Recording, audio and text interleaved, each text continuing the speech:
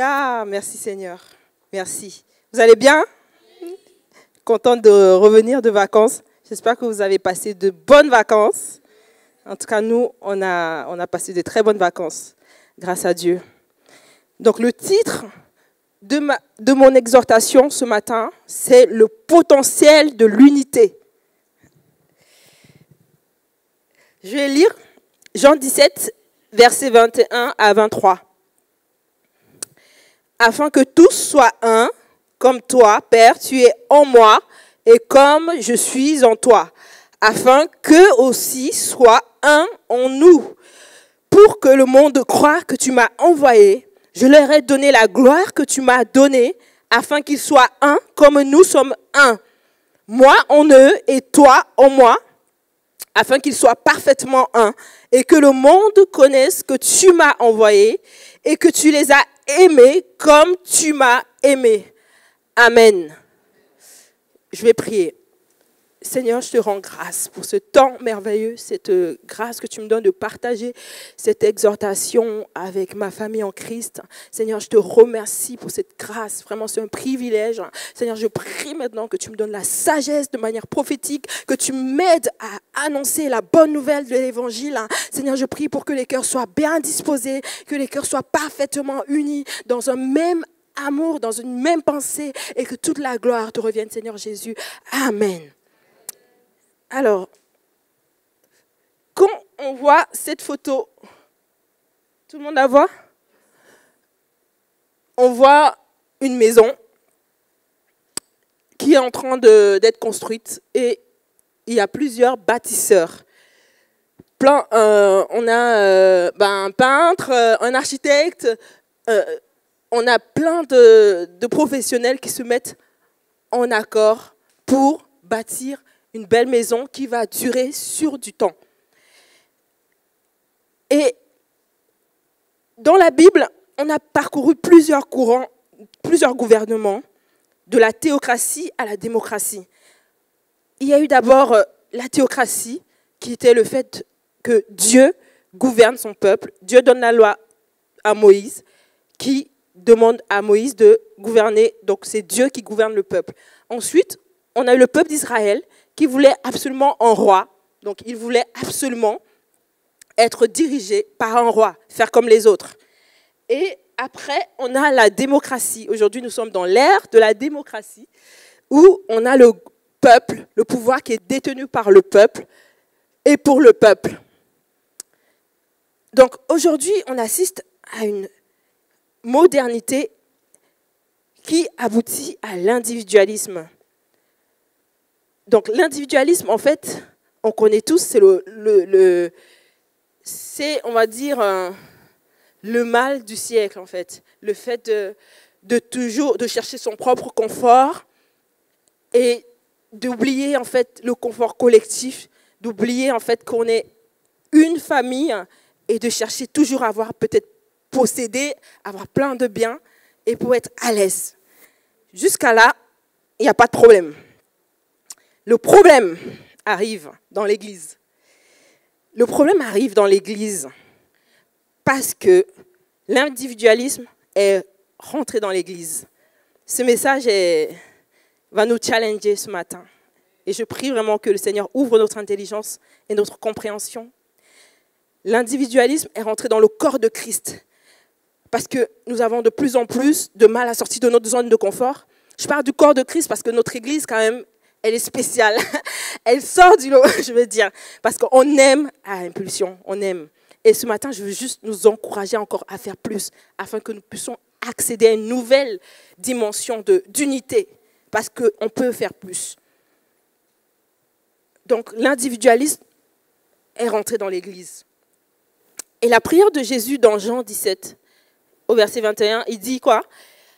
Afin que tous soient un, comme toi, Père, tu es en moi et comme je suis en toi, afin qu'eux aussi soient un en nous, pour que le monde croie que tu m'as envoyé. Jésus-Christ place l'unité comme socle de la relation entre le Père, le Fils et le Saint-Esprit. Sans l'unité, les trois ne forment pas un. Et au verset 22, il dit, je leur ai donné la gloire que tu m'as donnée, afin qu'ils soient un comme nous sommes un. La gloire que tu m'as donnée, afin qu'ils soient un comme nous sommes un. Donc on voit que la gloire est soutenue par l'unité. Sans la gloire, il n'y a pas d'unité. Sans l'unité, il n'y a pas de gloire. Les deux sont ensemble, fonctionnent et marchent ensemble. Et aujourd'hui, dans le monde, on voit quand il y a la gloire, on va voir tout le monde tirer la couette sur lui, écraser les plus petits. Quand il y a la gloire, quand la gloire arrive, les gens se déchirent. Mais dans l'Église, quand la gloire arrive, il doit y avoir l'unité. La gloire n'arrive pas sans l'unité. Si nous voulons la gloire de Dieu, voir le réveil à Paris, nous devons être unis autour d'une même âme, d'une même pensée, d'un même cœur, fonctionner ensemble. C'est le cas des premiers chrétiens. L'Église primitive, dans le livre des Actes des Apôtres, au chapitre 4, on a un modèle d'église. Au verset 32 à 35, la Bible dit « La foule de ceux qui avaient cru n'était qu'un cœur et qu'une âme. Personne ne disait que ses biens lui appartenaient en propre, mais ils mettaient tout en commun avec beaucoup de puissance. Les apôtres rendaient témoignage de la résurrection du Seigneur Jésus et une grande grâce reposait sur eux tous. Il n'y avait aucun nécessiteux parmi eux. Tous ceux qui possédaient des champs ou des maisons les vendaient, apportaient le prix de ce qu'ils avaient vendu et les déposaient aux pieds des apôtres et l'on faisait des distributions à chacun en fonction de leurs besoins. » Donc ça, c'est un petit peu une image de ce qu'on a dans l'Église primitive, quand l'Église a débuté. Et je voulais qu'on fasse un zoom sur une scène qu'on connaît tous. Pierre, il est en prison, détenu, et l'Église, ils veulent la libération de Pierre. Cependant, ils ne savent pas comment Pierre va être libéré. La Bible nous dit dans Actes au chapitre 12 que l'Église ne cessait d'adresser pour lui des prières à Dieu. Peut-être l'Église voulait que Dieu touche le cœur d'Hérode qui avait mis Pierre en prison. Peut-être l'Église voulait qu'au bon matin, on vienne leur annoncer une bonne nouvelle. Ils ne savaient pas de quelle manière. Je ne sais même pas s'ils priaient pour Pierre ou ils priaient pour tout. Alors, il y a eu du surnaturel. Quelque chose s'est passé dans cette prison. Dieu a intervenu. Dieu a intervenu dans cette prison. L'ange réveilla Pierre en le frappant au côté, en disant « Lève-toi promptement ». Les chaînes tombèrent de ses mains. Et l'ange lui dit « Mets ta ceinture et tes sandales ». Donc, c'est surnaturel. Pourquoi? Parce qu'il y a une unité, il y avait une unité dans l'Église. L'engagement de l'Église, l'amour des frères a fait en sorte que Dieu agisse à l'instant T.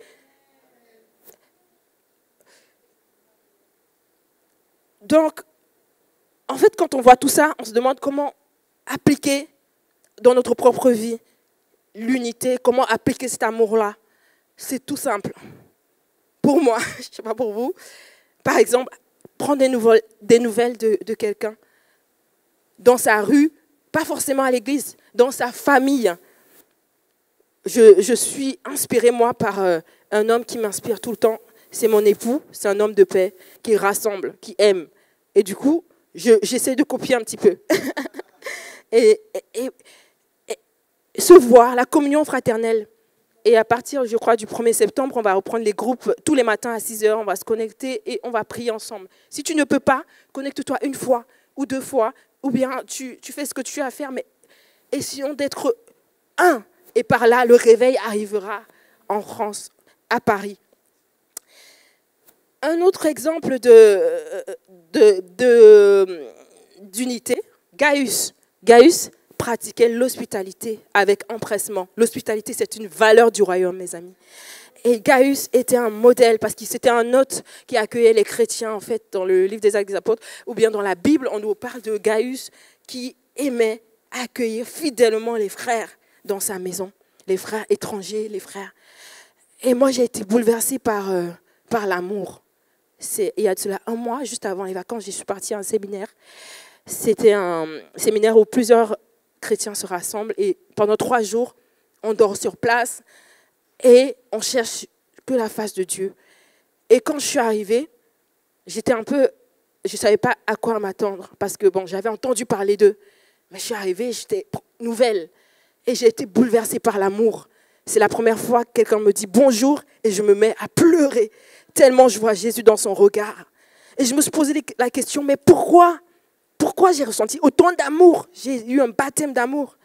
Et j'ai pu observer que cette communauté, ils sont tout le temps, ils sont comme une famille, une vraie famille. Ils vont en vacances les uns et les autres, ils se partagent leurs biens. Quand quelqu'un est dans le mal, la souffrance de l'autre, c'est la souffrance de tout le monde. Et personne n'est sur lui, personne ne vit pour lui. Ils vivent pour tous. Et c'est vraiment ce que je voulais ce matin, nous encourager à être un seul peuple, une seule âme, une seule et même pensée. Et essayons de casser les barrières que ce monde veut nous mettre et allons ensemble. Et c'est ainsi que nous allons voir la gloire de Dieu se manifester au milieu de nous. Au nom de Jésus-Christ, amen. Alléluia.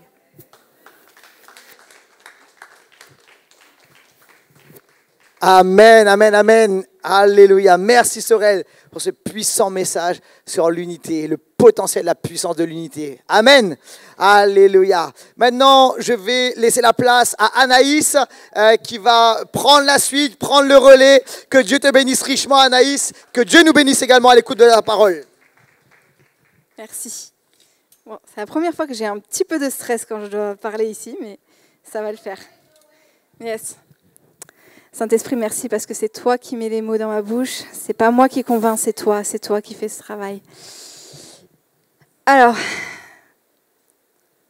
je vais d'abord vous raconter une petite histoire, c'est souvent comme ça que je commence, et après je vais vous dire de quoi il reporte. Bon, cette fois, on ne va pas partir dans de la pop culture, on va rester dans quelque chose qu'on connaît un petit peu plus, même si tout le monde n'a pas vu, on va aller dans The Chosen, une série qui reprend la vie de Jésus, qui reprend fidèlement, mais qui rajoute des petites scènes qui sont très très enrichissantes, mais qui sont OK avec la Bible. Et je vais vous parler d'un événement qui se passe dans la saison 2. Je vais essayer de pas trop vous spoiler pour ceux qui n'auraient pas vu. Je ne vais pas dire le nom du personnage. Mais un personnage vit une situation qui la trouble. Ça lui rappelle des choses dures du passé. La peur revient, il y a des choses qui reviennent au point où elle s'en retourne à son ancienne condition dont Jésus l'avait libérée. Et là-dessus, Jésus va envoyer 2 personnes, 2 des disciples, pour aller la retrouver. Ils vont la ramener, mais elle a honte de venir vers lui. Elle a honte de lui faire face. Et quand elle se retrouve en face de lui, elle baisse la tête, elle baisse les yeux. Et je dis, tu m'as déjà sorti de tout ça. J'ai tout gâché. Je ne peux pas être à la hauteur. Et lui va la regarder en lui disant, oui, mais tu n'as pas à être à la hauteur. Je ne te l'ai pas demandé. Tout ce que je veux, c'est ton cœur. Donne ce que tu as, le reste viendra ensuite. Tu pensais vraiment que tu ne pécherais plus, que tu ne lutterais plus? Et il va terminer en lui faisant un câlin. Il lui dit, je te pardonne. Et il lui fait un câlin. Elle est libre de ce qu'elle a vécu. Il n'y a aucune condamnation. Il veut juste pouvoir l'aimer. Et donc là, je note 2 choses. C'est qu'elle avait honte de venir vers lui et elle avait peur de ne pas être à la hauteur. Retenez ça. Donc, ma question aujourd'hui, c'est pourquoi te détruirais-tu? Dans certains moments, comme ce personnage, il nous arrive de chuter. On peut avoir honte d'avoir péché, d'être retombé dans des choses. On se sent sale, coupable, et on a du mal à revenir vers Dieu à cause de ça. D'autres fois, simplement, on s'inflige des règles. Là, personne ne lui avait dit qu'elle devait être à la hauteur. On s'inflige des lois. On met un niveau d'exigence. On s'autoflagelle. On s'épuise parce qu'on se croit indigne. Et je voudrais prendre avec vous Ecclésiaste 7, les versets 15 à 18. Je vais vous lire ça. J'ai vu tout cela au cours de mon existence dérisoire. Ici, un juste se perd à cause de sa droiture. Là, un méchant prolonge ses jours par sa perversité. Ne sois pas juste à l'excès et ne sois pas sage outre mesure. Pourquoi te détruirais-tu? Ne sois pas non plus méchant outre mesure et ne sois pas insensé. Pourquoi voudrais-tu mourir avant ton heure? Tu feras bien de prendre garde à ces 2 principes, sans négliger l'un ou l'autre. Oui, celui qui craint Dieu s'en sortira pour les mettre en œuvre tous les deux. Dans ce passage, on voit deux extrêmes. Il y a le juste et le méchant. On va d'abord parler du méchant. Donc, ne sois pas insensé. Pourquoi raccourcirais-tu ta vie ?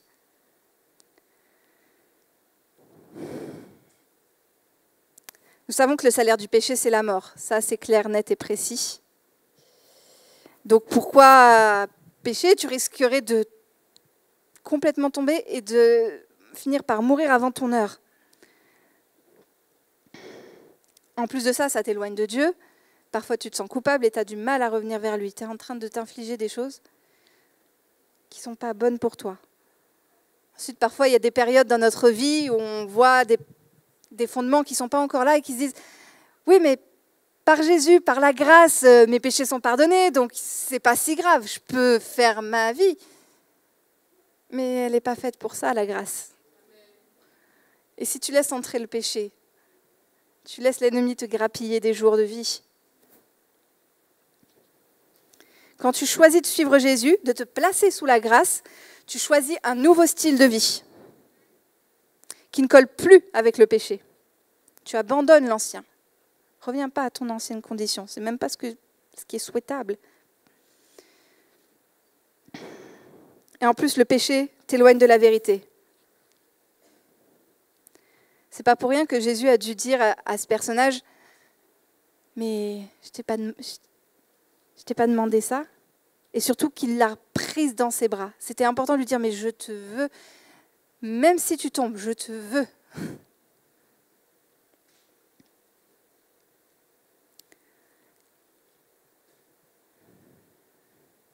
En plus de ça, pour illustrer le fait que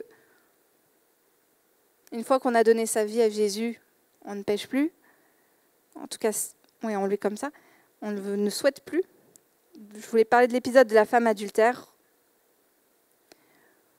Quand tous les accusateurs de cette femme sont là, il leur dit « Ok, que celui qui n'a pas péché jette la première pierre. » Ils se retrouvent tous à partir. Il ne reste que Jésus qui va lui demander « Ok, quelqu'un te condamne ?» Non, ils sont tous partis. Moi non plus, je ne te condamne pas. Donc son péché, il ne le condamne pas. Mais ce qui est important, c'est ce qu'il va lui dire ensuite aussi. Va et ne pêche plus.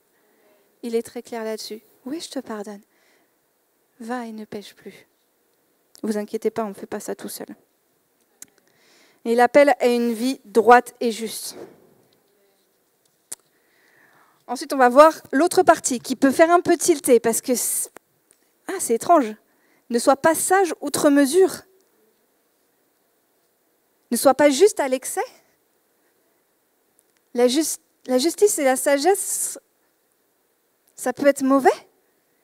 Quand ils sont collés à excès et outre mesure, il semble que oui. Puisque l'auteur nous dit « Pourquoi te détruirais-tu » Donc en étant sage outre mesure, juste à l'excès, on peut se détruire. Pourquoi ?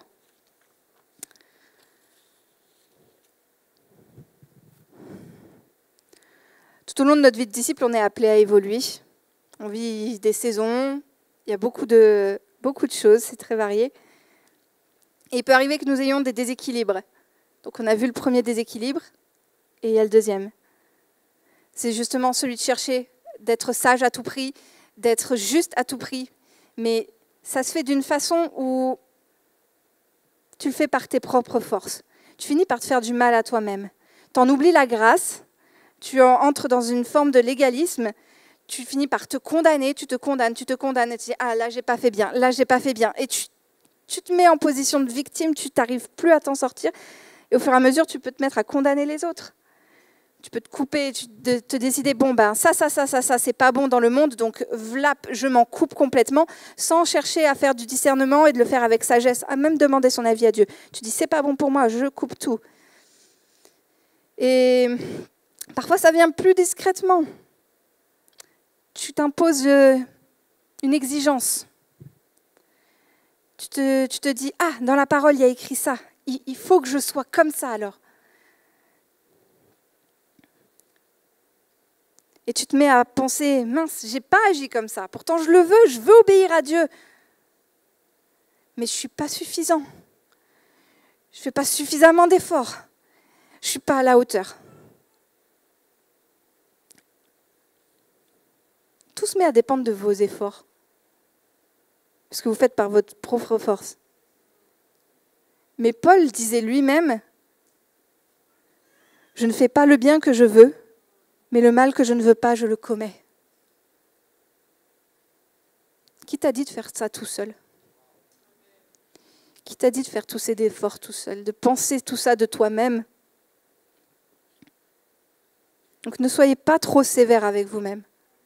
Oui, il y a des prescriptions. Elles sont bonnes. Mais vous n'avez pas à avancer tout seul. Vous n'avez pas à accomplir non plus toute la loi. Ce n'est pas possible. Humainement, ce n'est pas possible. C'est pour ça que Jésus est venu. Lui, il a accompli la loi parfaitement. Vous êtes sous la grâce. Donc, on va passer à la deuxième partie qui est un appel à l'équilibre.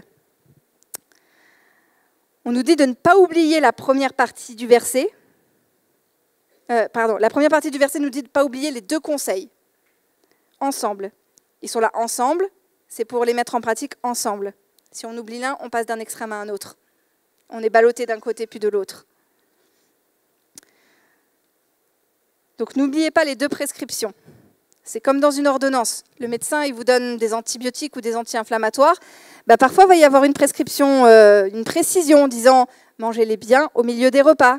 Ou alors, il va vous donner un antigastrique parce qu'il sait que ça va brûler l'estomac. Si vous ne faites pas l'un ou si vous ne prenez pas l'autre, à un moment donné, vous allez avoir un mot en plus. C'est pareil. Prenez les choses dans son ensemble. Ne cherchez pas à commettre le mal. Jésus a dit « va et ne pêche plus ». Et ne sois pas trop dur avec toi-même. Sois indulgent. Il t'arrivera de faire le mal que tu ne veux pas faire. Faut savoir se pardonner. Si quelqu'un comme Paul n'a pas respecté ses high standards, pourquoi tu t'infliges ça? C'est un tel perfectionnisme. Qui t'a dit de faire ça seul? Laisse l'orgueil de côté. Parce que tu as envie d'être bien vu à tes propres yeux parfois, pas forcément aux yeux des autres. Mais laisse ça de côté. Et comment faire pour garder cet équilibre? La réponse, elle est dans la deuxième partie du verset. Simplement, crains Dieu. Ton équilibre, tu le trouves en restant collé, accroché à Dieu, en gardant tes yeux fixés sur lui, en dépendant de lui, en t'appuyant sur l'Éternel, en lui restant attaché, en te reposant sur lui, dans ses bras. Pour vous parler un petit peu, vous illustrer un petit peu ça, moi, il y a quelques mois de ça, j'étais dans cette situation où je suis agacée par les clients, mais c'est pas ce que je veux, c'est pas ce que me dit la parole, je dois pas m'irriter. Il faut que je prie plus parce qu'il y a le groupe des jeunes adultes, il faut s'en occuper. Il y a tel truc, ah mince, j'ai mal fait. Et tu te mets à t'auto-condamner et tout devient difficile et tu te fatigues. Et puis heureusement qu'on a des frères et sœurs qui te disent « Mais pourquoi tu fais ça? Mais pourquoi tu penses comme ça? Mais c'est bizarre. Attends, reviens. J'étais là, mais j'oublie la grâce. J'oublie juste de me reposer en Dieu. Il ne m'a pas demandé de faire tout ça. Ce qu'il veut, c'est notre cœur. Pourquoi on s'épuise? C'est bon de suivre la parole. Il faut suivre la parole. C'est bon de la méditer. C'est bon de passer du temps avec Dieu. Mais si ça devient une souffrance, c'est qu'il y a un problème d'équilibre. C'est comme une voiture. Tu as une bonne voiture, si tu veux que ça fonctionne bien, tu as beau avoir la bonne voiture, tu as le conducteur, il a son permis de conduire, sans le bon carburant, tu n'avances pas. Si tu ne mets pas la présence de Dieu en carburant, le Saint-Esprit en carburant, tu ne peux pas aller bien loin. Tu ne vas pas jusque là où tu dois aller. Tu as besoin de te recharger dans sa présence. Tous les jours. C'est comme manger, tu as besoin de manger tous les jours pour être bien. Tu as besoin de la présence de Dieu tous les jours. Prends-toi une bonne infusion de la présence de Dieu. Vraiment, il y a besoin de l'infuser.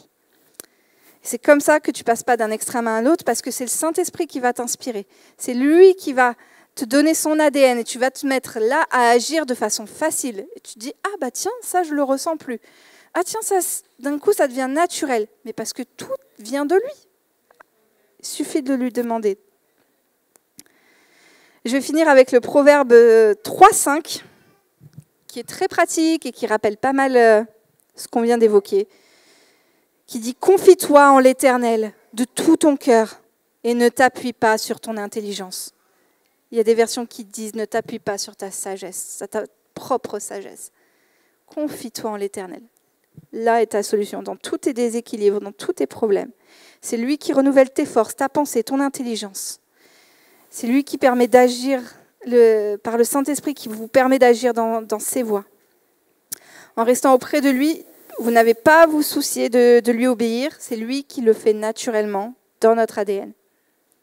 Donc cherchez-le de tout votre cœur. Juste lui. Confiez-vous en lui. Il n'y a ni plus ni moins rien à faire.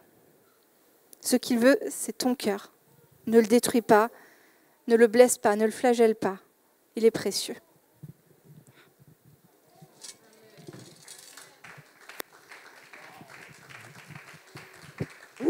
Alléluia. Amen. Merci Anaïs. Excellent message sur la grâce. Alléluia, le carburant de Dieu. Amen. Et si vous reste encore un peu d'attention, je veux bien essayer de finir. Ça va ou pas? Combien sont bénis dans ce lieu? Amen. Alléluia. Alors j'ai une pensée que j'ai intitulée de la façon suivante. La puissance du pas de plus. Certains disaient, oh Laurent, pourquoi c'est toi qui finis? Ça fait 2-3 semaines que je n'ai pas prêché, laisse-moi prêcher s'il te plaît. La puissance du pas de plus. Écoute-moi bien, tout le monde veut un miracle, c'est vrai ou pas? Peu sont prêts à faire le pas de plus. Tout le monde veut un miracle, tout le monde veut une percée, tout le monde veut une bénédiction, mais peu sont prêts à faire juste ce pas qui va te permettre d'entrer dans la bénédiction, dans le miracle et dans la percée. Écoute-moi bien, des fois, la bénédiction se trouve juste à un pas, à un mouvement, une action de plus.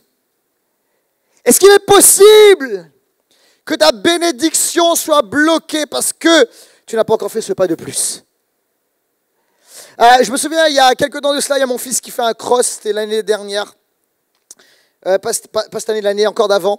Il fait un cross et en fait, il est en train de finir le cross et il est en position 3. Et il y a un gars devant lui qui est en 2e position et Augustin veut absolument dans le sprint final arriver en position 2. Il sent que la position 1 c'est trop loin mais la position 2 c'est possible. Alors il accélère, il allonge sa foulée et en fait voici ce qui se passe. Le gars qui est en train de courir qui est en position 2 fait quelque chose. Il ralentit trop tôt et il s'arrête. Il n'a pas fait le pas de plus. Il s'est arrêté juste avant la ligne d'arrivée. Et en fait, Augustin a continué et il a tracé, il a fait le pas de plus. Et juste à la fin, son pas de plus l'a propulsé en position 2. Pourquoi? Parce que son pas de plus, l'autre avait couru pendant toute la course, il était en 2. Mais il n'a pas fait le pas supplémentaire. Il s'est arrêté trop tôt. Et parfois, il y a des chrétiens, il y a des croyants, il y a des gens qui s'attendent à des miracles, qui ne font pas le pas supplémentaire. Alors que la bénédiction est juste à un pas. Dis avec moi un pas. Dis avec moi la puissance du pas de plus. Et si ta bénédiction bloquée n'attendait que ton pas de plus. C'est quoi le pas de plus? Le pas de plus, ça apparaît à l'écran. Le pas de plus, c'est l'acte de foi. L'obéissance qui parfois coûte. C'est l'extra qui déclenche le ciel. C'est aller au-delà du minimum. C'est l'étape qui demande la foi, sans croire, sans voir. L'obéissance, même quand on ne comprend pas. C'est le sacrifice, sortir de sa zone de confort. C'est ça le pas de plus. C'est sortir de sa zone de confort. Et je voudrais te parler aujourd'hui de cette réalité. La zone de confort versus la zone de foi.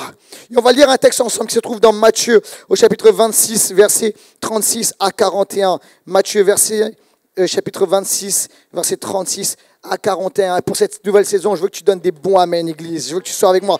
Prêche avec moi. Dis à ton voisin, prêche avec Pasteur Laurent. Dis ça à ton voisin. Matthieu 26, voici ce qui est écrit.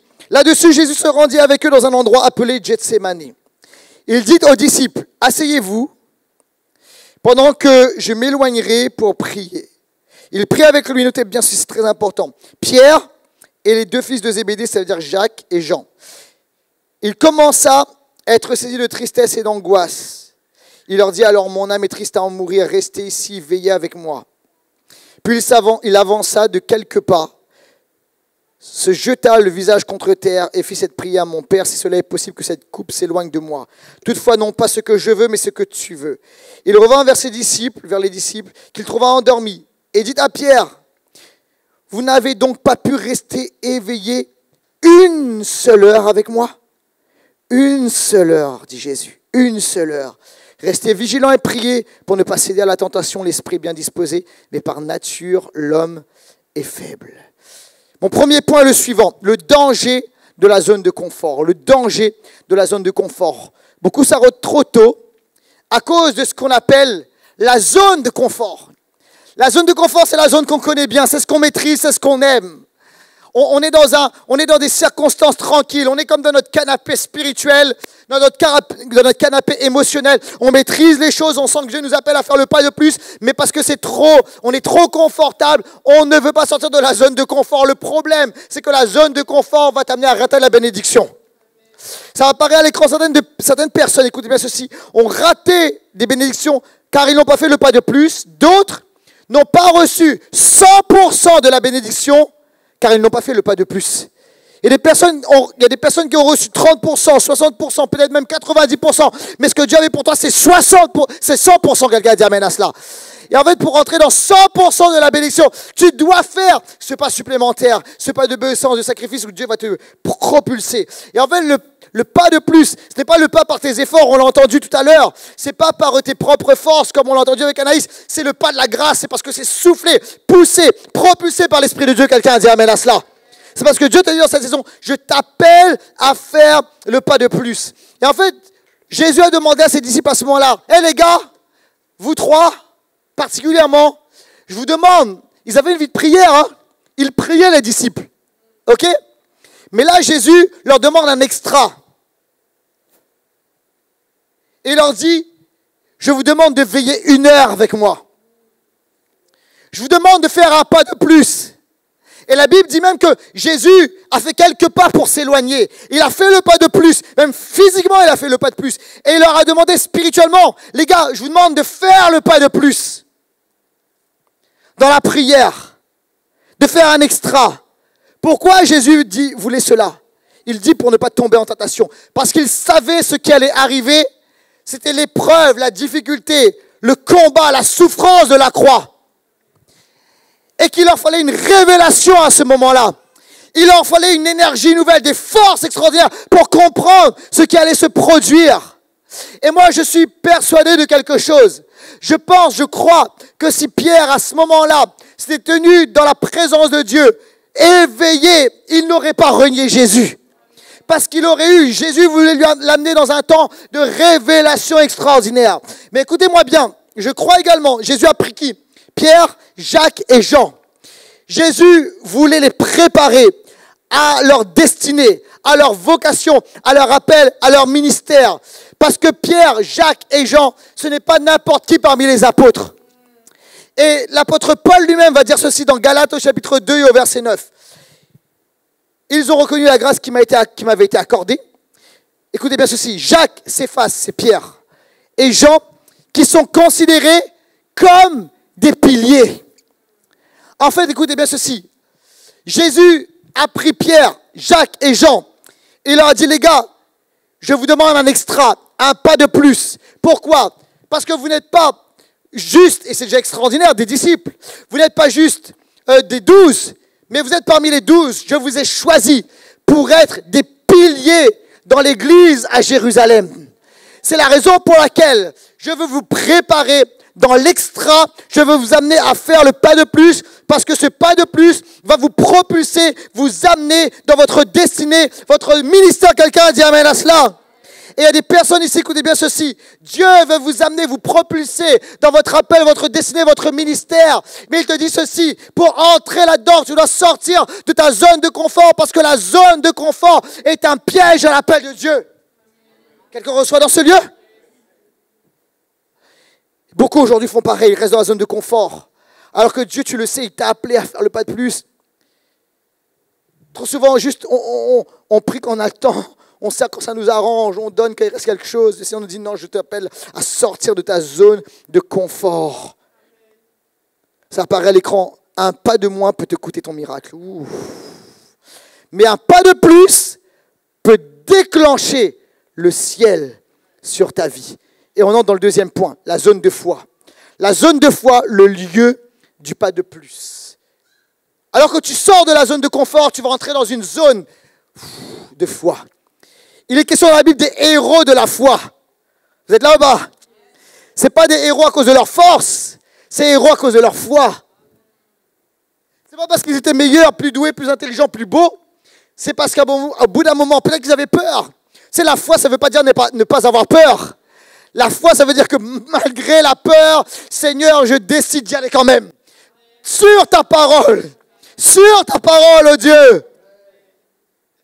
Et je pourrais citer tellement d'exemples. Je voudrais vous donner 3 exemples cet après-midi.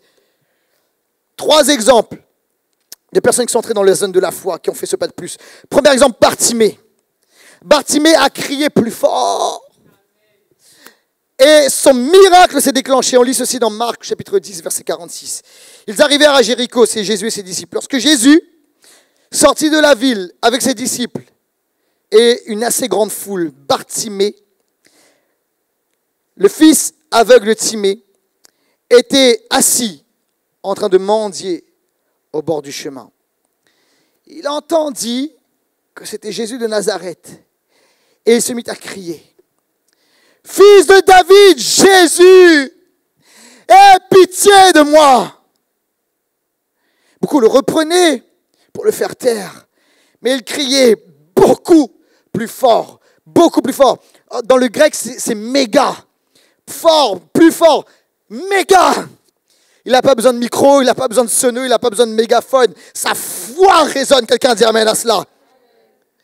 Fils de David, aie pitié de moi. Jésus s'arrêta et dit, appelez-le. Ils appelèrent l'aveugle en disant, prends courage, lève-toi, il t'appelle. Il jeta son manteau, vous savez qu'il jette son manteau, c'était un manteau rouge qui permettait d'identifier cet homme est aveugle parce qu'il ne pouvait pas se diriger et ça permettait aux gens de l'identifier. Il jette son manteau, il jette sa condition, il jette qu'il est dans la foi. Et là, il fait quoi? Il fait un pas de foi, il fait 2 pas de foi, il fait 3 pas de foi. Il a la foi en lui, quelqu'un dit amen à cela. Il est en train de sortir, il jette son manteau, il jette la zone de confort, il jette cela et il entre dans la zone de foi. Se levant d'un bond, il vint vers Jésus. Jésus prit la parole et dit, que veux-tu que je fasse pour toi? Jésus va encore challenger sa foi. Jésus va venir presser la foi ici. Jésus, tu vois pas ce qu'il a? Tout le monde connaît Bartimée. Tout le monde connaît sa condition. Tu connais sa condition. Jésus, pourquoi lui poses-tu cette question? Jésus veut presser sa foi. Maître, lui répondit l'aveugle, que je retrouve la vue. Jésus lui dit, vas-y, ta foi t'a sauvé. Aussitôt, il retrouva la vue et suivit Jésus sur le chemin. On lui a dit de se taire. Et qu'est-ce qu'il a fait? Il a crié plus fort. Son cri attire le regard de Jésus. Son miracle ne s'est pas déclenché, écoutez bien, le miracle ne s'est pas déclenché au premier cri. Il a continué de crier. Quelqu'un dit amen à cela. Il s'est déclenché quand il a encore fait le pas de plus dans la persévérance. Et il a reçu sa guérison parce qu'il a quitté la zone du confort. Et il est entré dans la zone de la foi. Quelqu'un dit amen à cela. La bénédiction se déclenche quand on entre dans la zone de la foi. Alléluia. Écoute-moi bien. La bénédiction, la faveur, la guérison, le miracle Écoute-moi bien, tu ne dois pas être passif. Il ne s'agit pas juste d'attendre passivement. Il s'agit d'entrer dans une foi active. Quelqu'un a dit amen à cela.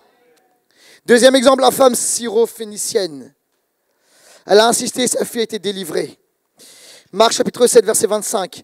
Car une femme dont la fillette avait un esprit impur entendit parler de lui et vint se jeter à ses pieds. Cette femme était non-juive, d'origine syro-phénicienne.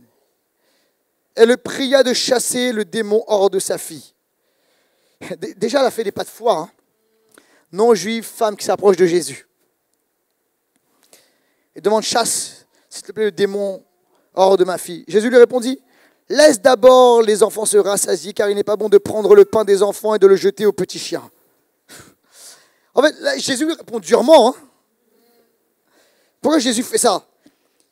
Parce qu'il souhaite qu'elle fasse le pas de plus. Il a vu la foi en elle et il veut exciter, provoquer sa foi. Oui, Seigneur, j'aime cette femme, j'aime sa foi, lui répondit-elle. Mais les petits chiens sous la table mangent les miettes des enfants. Alors il lui dit, à cause de cette parole, tu peux t'en aller. Le démon est sorti de ta fille. Elle rentra chez elle, elle trouva l'enfant couché sur le lit. Le démon était sorti. Alléluia. Oh, beaucoup auraient abandonné. Mais elle a insisté, alléluia. Elle a insisté, elle a fait un pas de plus, elle a fait 2 pas de plus, elle a fait 3 pas de plus. Et ces pas de plus dans la foi ont permis la délivrance de sa fille instantanément. Quelqu'un dit amen à cela. Troisième exemple, j'appelle l'équipe de louange à bien vouloir revenir sur l'estrade, à commencer à jouer s'il vous plaît. L'exemple de Ruth. Ruth a fait un pas de plus en suivant sa belle-mère Naomi. Et le résultat est que cette jeune femme veuve, je donne la finalité, je spoil, elle se marie avec Boaz, un juif riche, elle entre dans le peuple de Dieu. Écoutez bien ceci, cerise sur le gâteau, elle entre dans la lignée de Jésus. Non juive, elle entre à ce moment-là dans la lignée de Jésus. Jésus sera un descendant de Ruth. Mais regardez ce qui s'est passé. Naomi, je vous pose le contexte pour ceux qui ne connaissent pas. Naomi a 2 belles filles. Les 2 deviennent veuves. Les 2 fils de Naomi meurent. Ils sont mariés également. L'une s'appelle Orpa, l'autre s'appelle Ruth. Naomi leur dit, restez chez vous à Moab, moi je retourne dans le pays de Juda. Mais voici, l'une d'elles, Ruth, lui dit, Naomi, je te suivrai. Écoutez bien ceci. À l'image parfois de Jésus qui vient provoquer notre foi, presser notre foi. Naomi lui dit, non, reste là, je n'ai rien à t'offrir, reste dans ton pays. Peut-être l'Éternel te fera grâce. Mais voici, Ruth est déterminée. Et elle dit à Naomi, je te suivrai, je te suivrai. Et il est écrit ceci, nous lisons ensemble. Ruth chapitre 1 verset 16. Ruth répondit, ne me pousse pas à te laisser, à repartir loin de toi. Où tu iras, j'irai. Où tu habiteras, j'habiterai. Ton peuple sera mon peuple. Et ton Dieu sera mon Dieu. Alléluia. Regardez ce qui se passe ici. La foi de Ruth. Je ne te lâcherai pas. Je ferai les pas avec toi. Tu vas en destination de ton pays. Naomi, je vais dans la destination de ce pays. Je suis une étrangère, mais je crois dans la destinée de Dieu. Et je fais un pas, et je fais 2 pas, et j'avance sur le terrain de la foi. Moab est mon confort. Moab est ma zone de confort. Je connais les quartiers, je connais les rues, je connais la langue, je connais les habitants.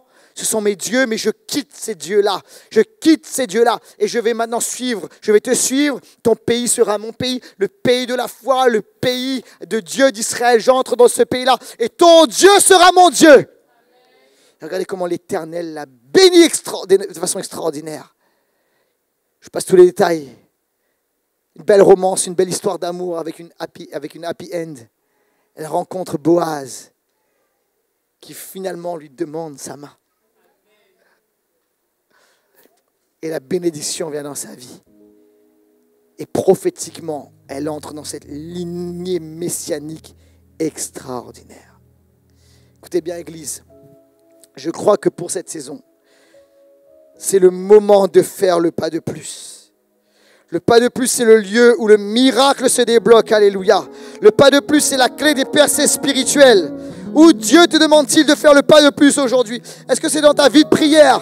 Est-ce que c'est par rapport à lâcher une situation? Peut-être une relation. Le Seigneur te dit maintenant tu dois obéir. Peut-être c'est par rapport à une obéissance financière. Entrer dans quelque chose où tu n'as jamais fait, que tu n'as jamais fait pour le royaume de Dieu. Le Seigneur me dit maintenant, applique la parole, entre dans cette obéissance. Est-ce pour le service, pour lui? Le Seigneur te dit maintenant c'est le temps. Fais le pas de plus. Quelqu'un a dit amen à cela. Ça apparaît à l'écran. Dieu attend un peuple qui ne fait pas juste le nécessaire, mais qui va jusqu'au bout. Alléluia. Ne t'arrête pas au minimum, ne t'arrête pas à la routine, ne t'arrête pas aux excuses. Décide de faire le pas de plus, décide de persévérer un peu plus, décide d'aller plus loin que les autres. Au nom de Jésus. Je me souviens, à un moment, Dieu m'a dit, fils, je t'appelle à prier sérieusement. Je dis, Seigneur, mais je prie déjà. Le Seigneur me dit, je veux que tu fasses le pas de plus. Et je peux vous dire quelque chose, ça m'a coûté. J'ai une bénédiction pour toi. Je dis, Seigneur, je veux plus. Il me dit, je veux que tu ailles plus loin. Ça m'a coûté. Des moments, le Seigneur me réveillait dans la nuit à 3 heures du matin. Moi, j'ai besoin de dormir à 3 heures du matin. Mais le Seigneur dit, je veux que tu pries. Et le Seigneur il me poussait à 3 heures du matin à prier, à chercher sa face. Il y a un moment où je dis, c'est pas les œuvres de la chair, c'est pas les œuvres par ses propres efforts, c'est poussé par l'esprit. À un moment, le Seigneur me dit, je veux que tu fasses le jeûne de Jésus. C'est 40 jours. Seigneur, 40 jours. Pas sec, hein, évidemment, attention, d'accord. C'était un repas. 40 jours, avec un repas. Et je dis, Seigneur, et c'était poussé par l'esprit. Et en fait, écoutez bien, c'est pas pour dire, c'est pas le faire pour le faire. C'est qu'en fait, le Seigneur voulait presser la foi. Et je peux vous dire qu'un truc, c'est qu'après cela, effusion du Saint-Esprit extraordinaire. La gloire de Dieu, la puissance de Dieu, déblocage spirituel extraordinaire. Quelqu'un a dit amen à cela. Vous savez pourquoi?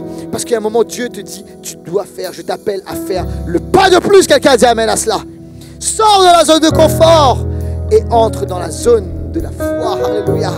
C'est là où le miracle arrive. C'est là où l'extraordinaire arrive. C'est là où le glorieux arrive. Quand tu sors de cette zone-là. Et maintenant, écoute-moi bien, c'est le temps de sortir de la zone de confort et d'entrer dans la zone de la foi au nom de Jésus. On va se lever ensemble, s'il vous plaît.